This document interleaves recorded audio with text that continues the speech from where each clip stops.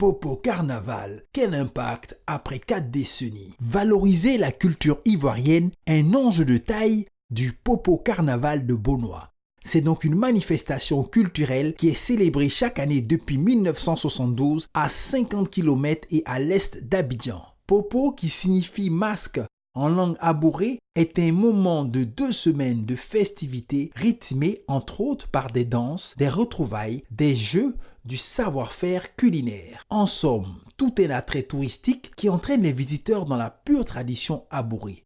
Mais est-ce pour autant que cet événement suscite un réel engouement? Concernant le Popo Carnaval, qu'est-ce que ce festival apporte concrètement?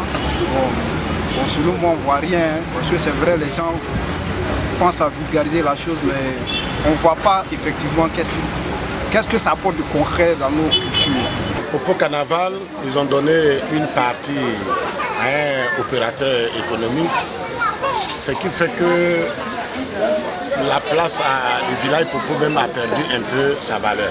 Parce que quand on vient, ce n'est plus grand comme avant. Moi, l'idéal serait d'organiser un autre festival qui prend en compte les réalités des habitants du Beaunois, plus précisément les abourés.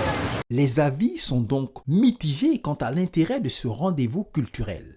Malgré tout, les amoureux de cet événement annuel dans la cité de l'ananas sont aussi nombreux.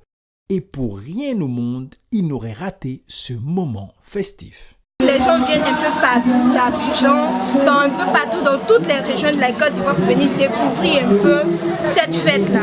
Parce qu'on parle beaucoup de cette fête qui se déroule dans un parc. En tout cas, c'est vraiment intéressant. Et ça permet au peuple abouré de valoriser encore plus sa culture. Popo Carnaval, c'est fête des abourés.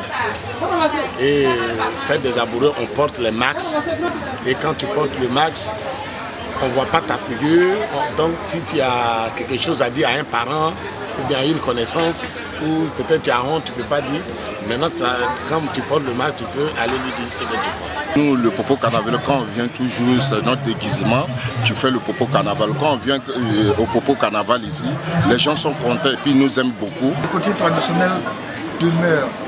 Et l'appellation Popo même, c'est un peu Popo menti, c'est un dérivé de Popo pour dire bon, Popo, on s'amuse, on fait on défait les petits enfants.